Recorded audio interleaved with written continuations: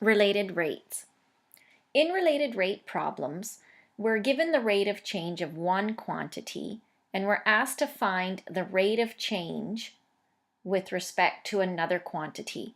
So in order to do this, we'll be taking the derivative and using the chain rule with respect to time. So before we start getting into actual word problems, I've got a few examples for you here in this lesson. We're just going to differentiate the following here with respect to x. So if I'm taking the derivative of 3x squared, that equals 6x.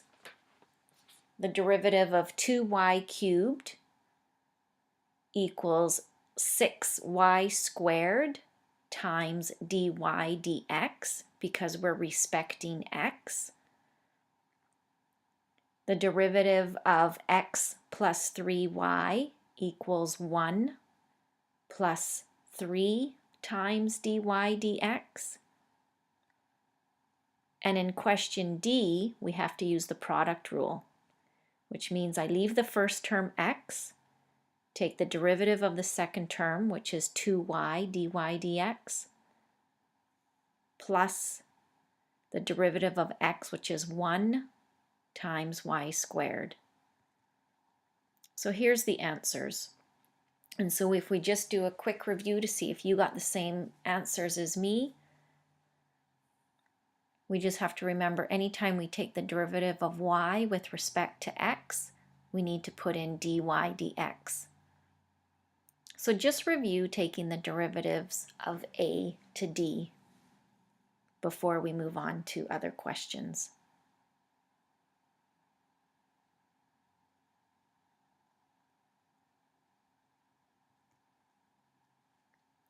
So here we're asked to find dy dx for the following equation. So the derivative of x cubed is 3x squared. And you can see that I put xy in brackets because I'll need to do the product rule. So leave the first term, take the derivative of y, which is dy dx, plus the derivative of x, which is 1, so I just get plus y, and the derivative of y squared is 2y dy dx equals the derivative of a constant is 0. So this is the result when you take the derivative of the equation. 3y squared minus x times dy dx plus 1 times y plus 2y dy dx, because we're taking the derivative of y with respect to x. Now I need to distribute in the minus inside the bracket. So this will become 3x squared minus x dy dx minus y plus 2y dy dx equals 0. I'll keep the dy dx terms on the left side. 3y squared minus y. I'll take it to the right-hand side of the equation, which means I change the sign. So the right-hand side equals y minus 3x squared. I'll factor out the dy dx. So in brackets, I'll have minus x plus 2y. And then I divide by minus x plus 2y. And I've given you two answers here. So here I have where the 2y is written first in the denominator. So the result on the left is y minus 3x squared divided by 2y minus x, and I just switch those terms. Or I put the x terms first, so they're negative because I just switch the order, and remember the sign goes with the number. So on the right-hand side, we have dy dx equaling minus 3x squared plus y divided by negative x plus 2y. Now we're going to move into some word problems for related rates. And before I do that, I'm just going to go over some guidelines for rate problems. You have to make sure that an equation contains all necessary variables. You're going to derive the equation with implicit differentiation. And you've done implicit differentiation before, and we just did some review questions at the start of this lesson. You're going to plug in the values of known variables, and you'll solve for the unknown variable.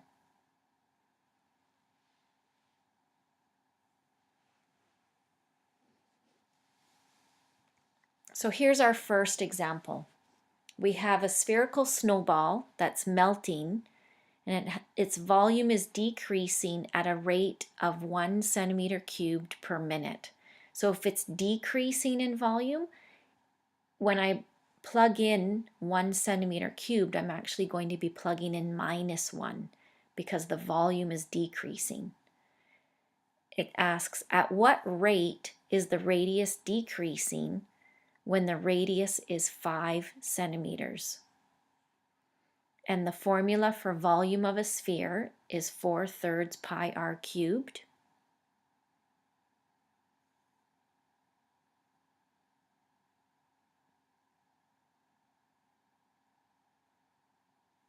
So the first part I'm going to do is take the derivative of v, so the derivative of volume with respect to time. And if I take the derivative of 4/3 pi r cubed, remember that 4/3 pi is a number.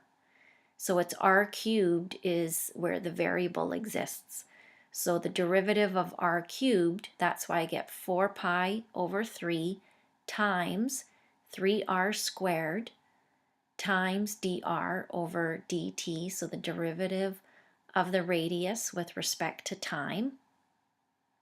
And I simplify this, 3 divided by 3 cancel, so I'm left with 4 pi r squared dr dt. And since I have this now I can substitute the numbers from the word problem. So I have that the volume is decreasing at a rate of 1 centimeter cubed. So for the derivative of volume with respect to time, I'll plug in -1 there. And my radius was 5 centimeters. So where I had r for radius, you can see there in red, I've placed r squared. Simplify, so I don't need to write the units centimeter cubed over minutes and centimeters square, so I just deleted those. 4 times 5 squared, which was 25, 4 times 25, that's where I got 100 pi.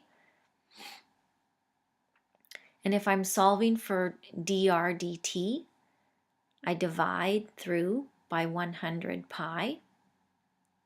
And if I divide -1 divided by 100 pi, I get this decimal answer of -0.003183 centimeters per minute.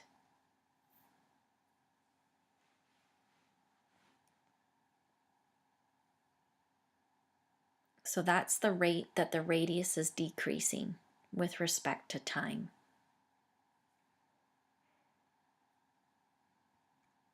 Example 2 says, a pebble was dropped into a pond when it produced a circular wave that traveled outward at a constant speed of 10 centimeters squared.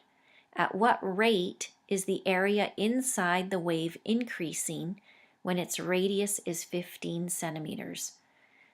So what I know is that the area of a circle is pi r squared. And when I use implicit differentiation for this, the derivative of a, I'll write dA over dt because I'm differentiating over time. And the derivative of pi r squared becomes 2 pi r times dr dt.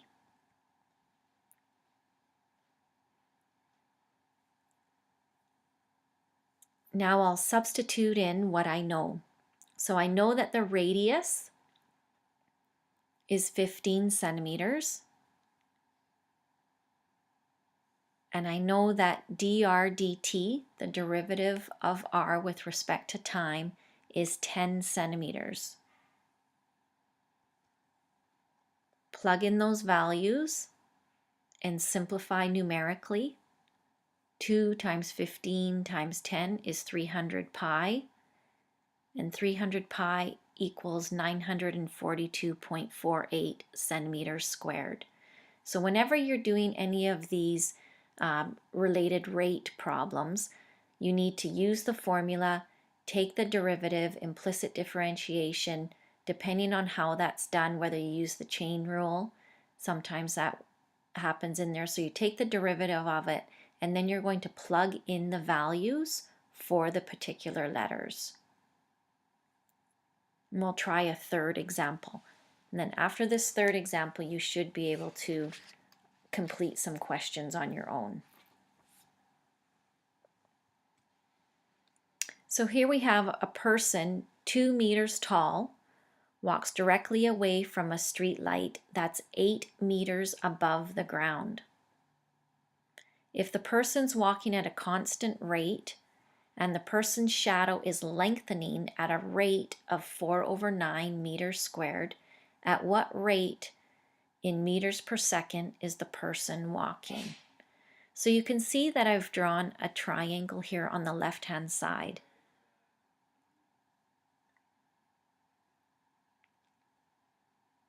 And you can see that the person is 2 meters tall. It's walking away from a street light that's 8 meters above the ground. The person's walking at a constant rate and the person's shadow is lengthening at a rate of 4/9 meters per second.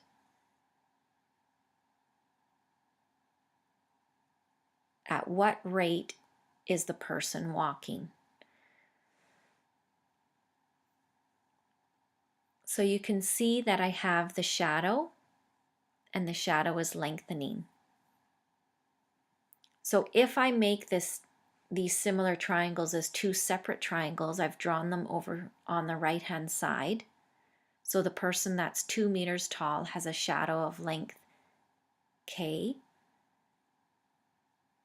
and a street light 8 meters above the ground has a shadow as well that's k plus 8 in length. So if I use the ratio of similar triangles, I have the street light height versus the person's height, so 8/2 equals the street light's shadow of x plus k over the person's shadow of 2.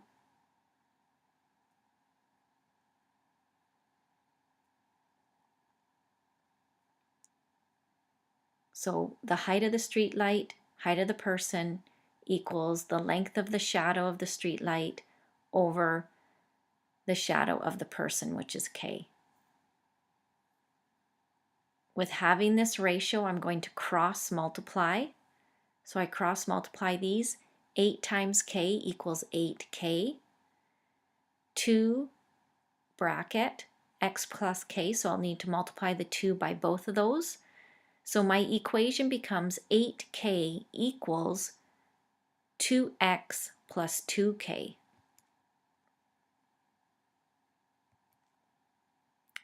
Solve for k on both sides, because those are the similar terms.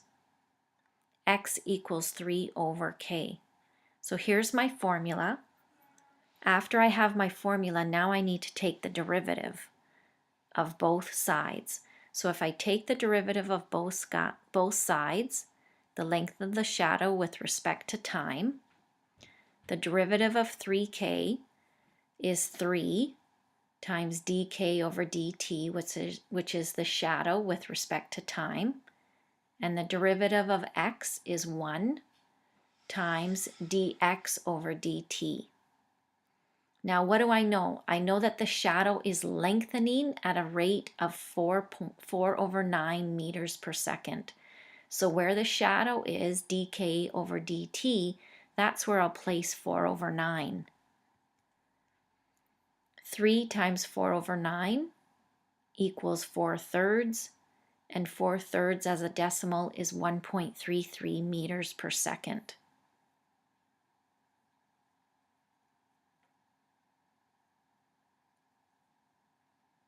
So that's the rate that the person is walking.